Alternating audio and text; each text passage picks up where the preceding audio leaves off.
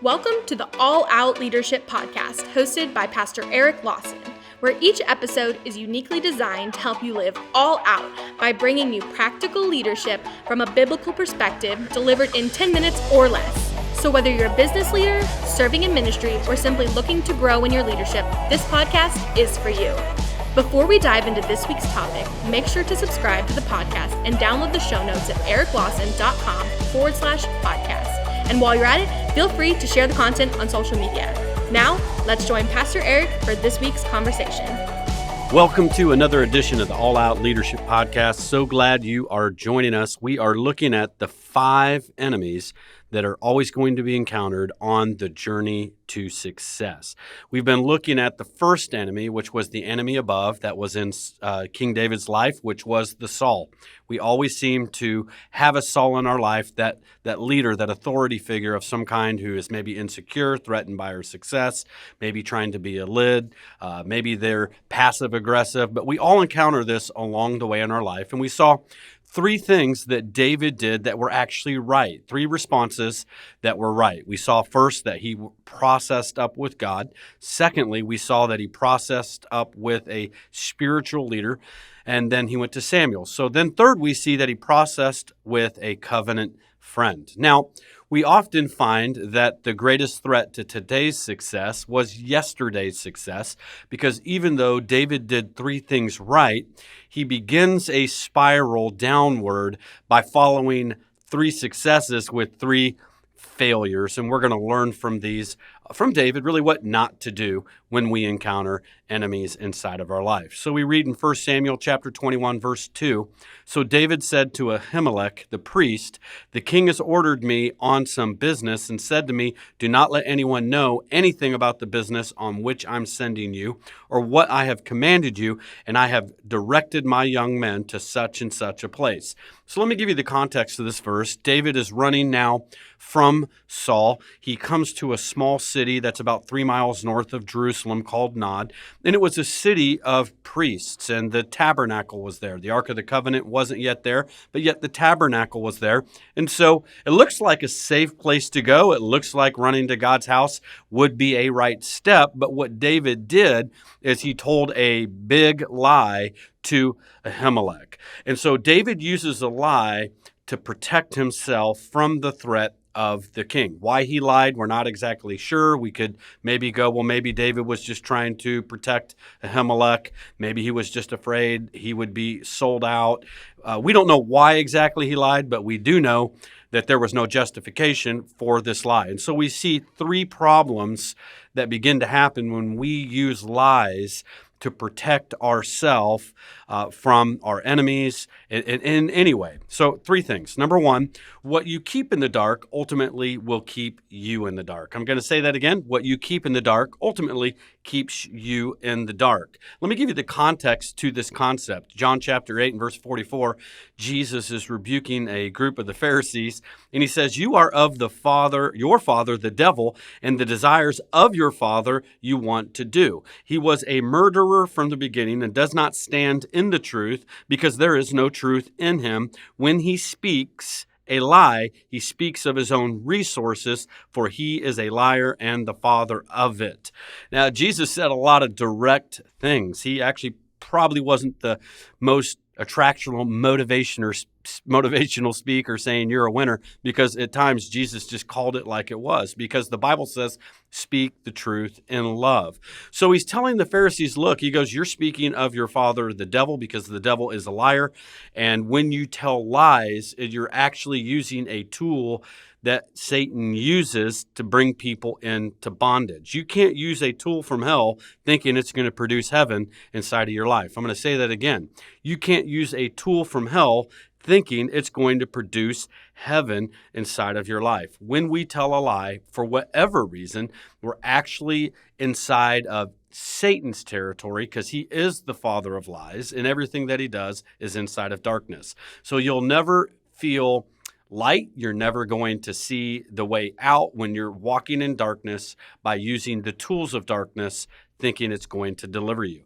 In fact, really, it does the opposite. In John chapter 8 and verse 32, Jesus said, "You will know the truth, and the truth will make you free." So if it's the truth that makes us free, in any given situation, when you tell the truth, it actually makes you free.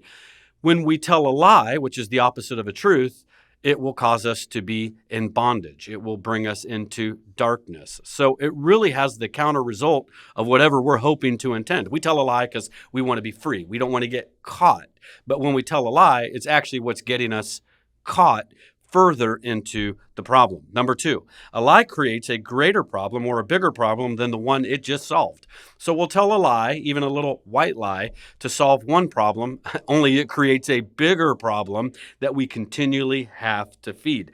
You see this inside of corporate America, Enrons, and then you got your Bernie Madoffs, Madoff with your money, and the list could just go on of leaders and of corporations who have told lies to stakeholders, shareholders, media, and at some point, the truth always comes out and it always backfires and it always creates a far greater problem.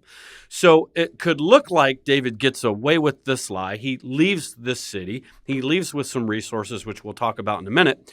Only there's a man there that overhears this, and his name is Doeg. And he's going to be one of the 5 enemies we talk about in a future lesson.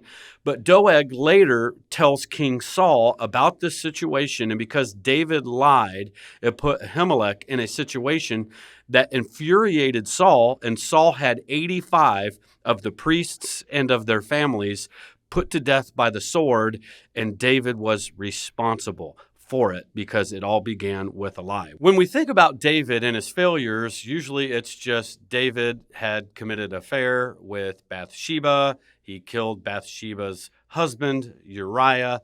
And that's the one sin that we tend to think David committed. And there are some others that we're going to see inside the life of David that are lessons for us. And this seemingly white lie, this little innocent lie that he told to protect himself, cost the death of 85 innocent priests and family members.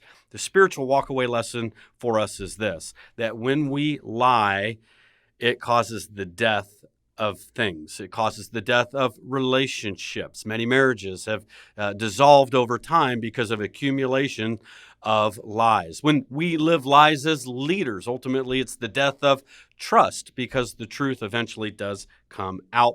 And that's the third thing we see is a lie always catches up with us eventually. When we look at Abraham, another great leader inside of the Bible, he made the mistake during a time of famine. He went down to Egypt. We never see God telling him to go to Egypt. We see God telling him to go to the land of promise, the land that he would be given later. But in a crisis, he goes to Egypt, which is a picture of the world, and he tells a lie there because his wife is beautiful, and he knows that Pharaoh is going to get word of his beautiful wife, and that chances are he would be killed, and they would take his wife to be part of Pharaoh's harem. So he tells a lie, and he asks his wife to participate in the lie, and that is just say that you're my sister.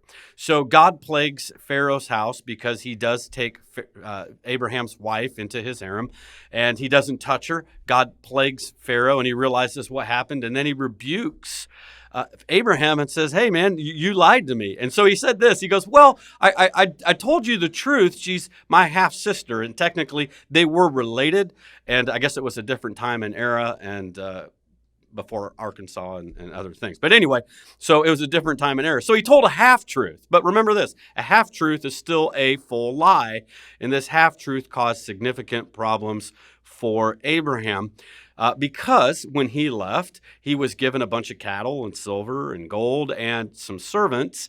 And so Abraham probably thought, hey, it actually worked out pretty good. But inside of that, there was a woman named Hagar. And eventually Hagar became the mother of Ishmael. And it just created a ton of problems. We're not going to get into that. But anytime we think we got away with a lie, just know we just picked up a Hagar that's ultimately going to become an Ishmael situation inside of our life. Numbers 32:23 says, be sure your sin will find you out. It's not God punishing you. It's not God chasing you down. It's your sin that will chase you down and hunt you down. So let me just walk this out practically, okay? So what does this practically look like? Because everybody listening to this goes, hey, this is a great message for my friend. This is a great message for so-and-so. But let's just apply this to our life before we go ahead and apply it to somebody else. Practical things. Hey, your boss says, hey, how are you doing? I'm great. I'm good. Okay. Is that a lie? Is it a half-truth? Because chances are, and I know this by experience, there are many times I will go to a staff member, hey man, how you doing right now? Oh, I'm good. When really they're drowning. They're drowning under work. They can't get it done. The stress of their job is coming home. It's impacting their family, and they're drowning. And so by not being honest with your boss, your leader, your manager about where you're really at inside of your job, your workload, what you're dealing with, whether at work, whether at home, you're creating bigger problems than what you're solving. And so just be honest. There are times you just go, hey, can I be honest about my workload? Can I be honest about some deadlines? I'm not going to hit those. If you'll just communicate with your boss and be honest, it allows them to come in and help you with that situation. So here's what often happens, and I've seen this pattern in staff. They aren't honest about their workload. They get overwhelmed. They get discouraged, and now they call in sick. Oh, I can't make it today. I'm sick. Well, really, you're just using another lie to cover for the previous lie and the problem that created. And you're sick. You're just sick of work.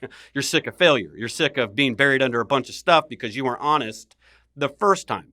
So then that just creates bigger problems because now you're missing a bunch of work and you aren't honest with your boss. Now you're losing trust and credibility, which leadership is the pace of trust. You're just creating bigger problems. The ball starts to drop. Then that same person will often lie about the ball being dropped because now they start shifting blame. Well, the ball dropped because of this department. The ball dropped because of that person. Or they just live in denial that there was a ball dropped at all. And ultimately, many staff end up finding new opportunities because they just don't understand the power of honesty and the power of a truth. So just remember, telling a half-truth to others to make yourself look good as well is also living in the land of a lie. See, there's this man named Doeg, and he later tells King Saul some of the facts, but he leaves out some information. So a half-truth is still a full lie. And what he used was someone else's situation to make himself look better to the king. And we're going to talk about that in a future lesson. But it's not just lying about yourself, but it's about how do you put other colleagues, other staff, other people in light with leadership, because a lot of times people are bearing false witness, meaning you're giving the right information for the wrong implication to make someone else look bad so you look good. And again, ultimately, many people get hurt when we do that. All right, we're going to pick up in the next lesson on the second mistake that David does, and we look forward to seeing you next week. Thank you for joining us on the All Out Leadership Podcast. We hope you gained new biblical insight that challenged you to grow in your leadership. If you've enjoyed this week's episode, we would love your help in getting the content out farther. You can help by subscribing to the podcast at ericlawson.com/podcast and telling others about it. Next week, Pastor Eric will be back with another episode. So until then, we hope you have a great week being an all-out leader.